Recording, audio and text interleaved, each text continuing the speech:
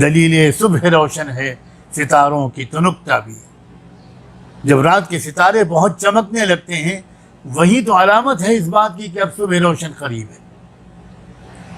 یہی تو اس وقت ہمیں تصویر کے اس رخ کو دیکھنے کی صلاحیت پیدا کرنی ہے۔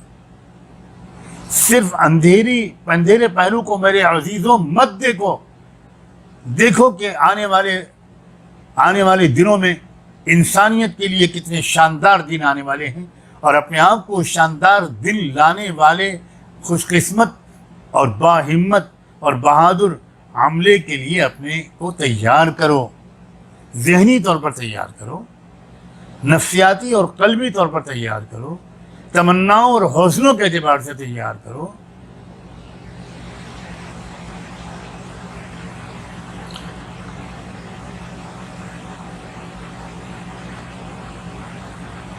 ورلڈ وار کا ایک بنیادی مقصد جو تھا وہ خلافت عثمانی کو تباہ کرنا تھا، اور دوسرا بڑا مقصد یہ تھا کہ دجالی نظام کے عالمی مرکز کو منتقل ہونا تھا برطانیہ سے یونائٹڈ اسٹیٹس آف امریکہ کی طرف۔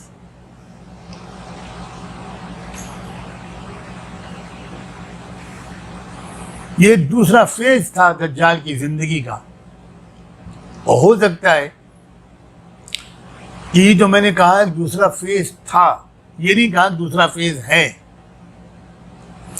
شاید اس لیے میں نے تھا کہا ہے کہ اب عنقریب دجال کا جو عالمی مرکز ہے وہ امریکہ سے بھی منتقل ہو کر اب پہنچے گا اسرائیل، جو اس کا تیسرا اور انشاءاللہ آخری فیز ہوگا۔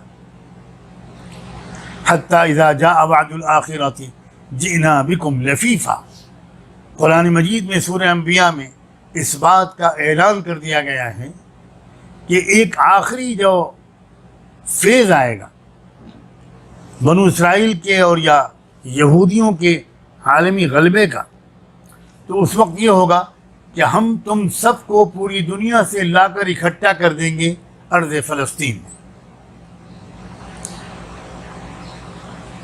اور ہم دیکھ رہے ہیں کہ اب وہ فیز آ چکا، اور اب بڑی تیزی کے ساتھ وہ بقیہ انتظامات کیے جا رہے ہیں دجالی سسٹم کے اپنے آخری مرکز میں منتقلی کے، بڑی تیزی کے ساتھ وہ انتظامات کیے جا رہے ہیں۔ اور کچھ لوگوں کا کہنا ہے کہ یہ جو کورونا کا مسئلہ ہے یہ بھی انہی انتظامات کے سلسلے کی ایک کڑی ہے۔ میں یاد رکھیے گا کہ میں یہ کہہ کر یہ بات نقل کر رہا ہوں کہ کچھ لوگوں کا کہنا ہے۔ Let us ponder upon it، ہمیں اس پر غور کرنا چاہیے۔ کسی بات کو صرف یہ کہہ کر ریجیکٹ کر دینا، یہ تو کانسپریسی تھیوری ہے، یہ تو کہاں کی سمجھداری ہے۔ میں نہیں کر رہا ہوں اس بات کو، لیکن میں کہہ رہا ہوں this is worth considering, worth consideration. Don't jump to reject it all together. جلدی سے آپ اس کو ریجیکٹ مت کیجیے۔ آپ دیکھیے کہ دنیا میں کیا ہو رہا ہے، پردے کے پیچھے سے کون سی طاقتیں ہیں جو اس کی ویکسین بنا رہی ہیں اور پوری دنیا کو اس ویکسین کے استعمال کرنے پر مجبور کرنے کا ارادہ کر رہی ہیں۔ اور یہ بھی پڑھیے کہ جو کچھ اس ویکسین کے بارے میں کہا اور لکھا جا رہا ہے، اور میرے جیسے مولوی کہیں اور آپ نہ مانیں تو مجھے کوئی اشکال نہیں، لیکن جب سائنٹسٹ کہیں، ایکسپرٹس کہیں، بایولوجیکل سائنس کے دنیا کے ماہر ترین لوگ کہیں، بایو ٹیکنالوجی کے ماہرین کہیں، تب بھی آپ نہیں مانیں گے، اس لیے کہ آپ کا گودی میڈیا اس کا پرچار نہیں کر رہا۔ لا حول ولا قوت الا باللہ۔ اتنے سستے لوگ نہ بنیے، سمجھداری سے کام لیجیے۔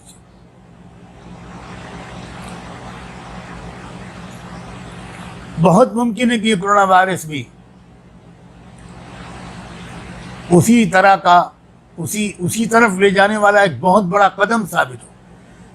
ساری دنیا کی معیشت کو تباہ کر دیا، including United States of America. ختم. آپ دیکھیے اب کوئی چوں نہیں کر سکتا.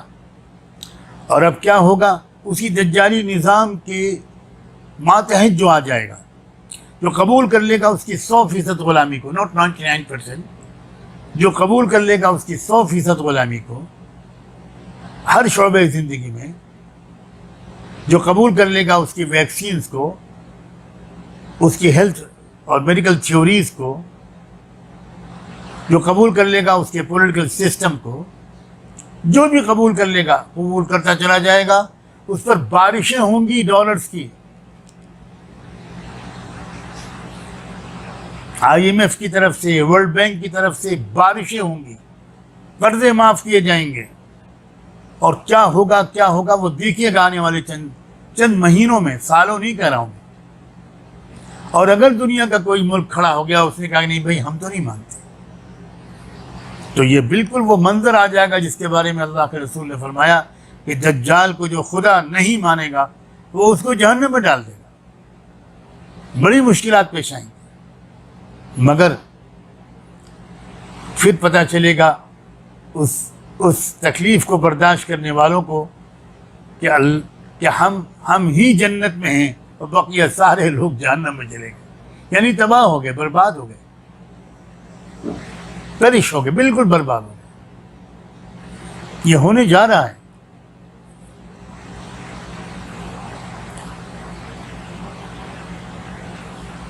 تو یہ دھوکہ ہے، دھوکہ. اب میرا دل چاہتا ہے کہ میں اس سلسلے میں بہت کھل کر بیان کروں، اس لیے کہ موجودہ پورا سسٹم، پلیز خدا کے لیے اب اس بات کو 2-4 لوگوں تک محدود مت رہنے دو. میں تمام پروفیشنل اور ایجوکیٹڈ نوجوان لڑکوں اور لڑکیوں کو دعوت دیتا ہوں کہ اس ٹاپک پر خوب غور کرنا شروع کرو. دیکھو کہ الومنائٹس کون لوگ ہوتے ہیں، الومنائٹیز کون لوگ ہوتے ہیں. آپ دیکھو کہ پردے کے پیچھے کام کرنے والی طاقتیں کون ہیں، کون سی فاؤنڈیشنز اس وقت دنیا کو چلا رہی ہیں. بھلا ہو اس انٹرنیٹ کا، اور شاید وہ بھی ایک دجالی نظام ہے، مگر دجال سے بھی تو کبھی کبھی رہنمائی مل جاتی ہے نا بھائی. میں یہ بات مذاق کے طور پر نہیں کہہ رہا ہوں کہ دجال سے بھی کبھی کبھی رہنمائی مل جاتی ہے. دجال سے رہنمائی اس کو ملتی، دجال سے بھی رہنمائی اللہ دے سکتا ہے اس بندے اور بندی کو جس کے سینے میں صحیح راستہ ڈھونڈنے کی سچی طلب. اور میں اس کی ایک مثال پیش کرتا ہوں. سیدنا تمیم داری رضی اللہ تعالیٰ عنہ اس کی روشن ترین مثال ہے. سیدنا تمیم داری کو اسلام اور ایمان کی جو شناخت اور پہچان ملی وہ دجال کے ذریعے ملی. Can you believe it? تمیم داری عیسائیت کے صحیح راستے پر گامزن تھے، اور غالباً ان کے سینے میں تلاش تھی. غالباً کیا، میں یقین سے کہتا ہوں وہ جج نہیں کر پا رہے تھے، سمجھ نہیں پا رہے تھے میں کیا فیصلہ کروں. محمد واقعی اللہ کے رسول ہیں کہ نہیں، وہی والے آخری رسول ہیں جن کا تذکرہ ہماری کتابوں میں کیا گیا ہے، اولڈ ٹیسٹمنٹ میں کیا گیا ہے، نیو ٹیسٹمنٹ میں کیا گیا ہے، جان کی بائبل میں کیا گیا ہے، جن کا تذکرہ برنباس کی بائبل میں کیا گیا ہے، جن کا تذکرہ ہماری مقدس صحیفوں میں کیا گیا ہے. کیا وہی ہے یہ؟ وہ فیصلہ نہیں کر پا رہے. اب دیکھیں ذرا اللہ کہاں سے کس کو ہدایت دیتا ہے اور کیسی دور کی پلاننگ کرتا ہے. وہ نکلے تو تھے کسی اور مقصد کے لیے اپنے 30 ساتھیوں کے ساتھ ایک سمندری سفر پر، اور یہ واقعہ میں چونکہ سنا چکا ہوں تو اس کو پورا ریپیٹ نہیں کروں گا. طوفان میں ان کی کشتی پھنس گئی. واہ واہ واہ واہ واہ واہ، مبارک، کتنا مبارک ثابت ہوا وہ طوفان. جس منزل کی طرف پہنچنے کے لیے وہ نکلے تھے اپنے خیال میں، وہاں کے بجائے اس منزل تک پہنچا دیا جس منزل تک اللہ ان کو پہنچانا چاہتا تھا۔ ان ربی لطیف لما یشاء، اللہ جب کسی چیز کا پلان کرتا ہے، اللہ تعالیٰ جب کسی چیز کا ارادہ فرماتا ہے تو ایسے اس کے اسباب بناتا ہے جس کی طرف کوئی ذہن جس کی طرف کسی کا ذہن جا ہی نہیں سکتا۔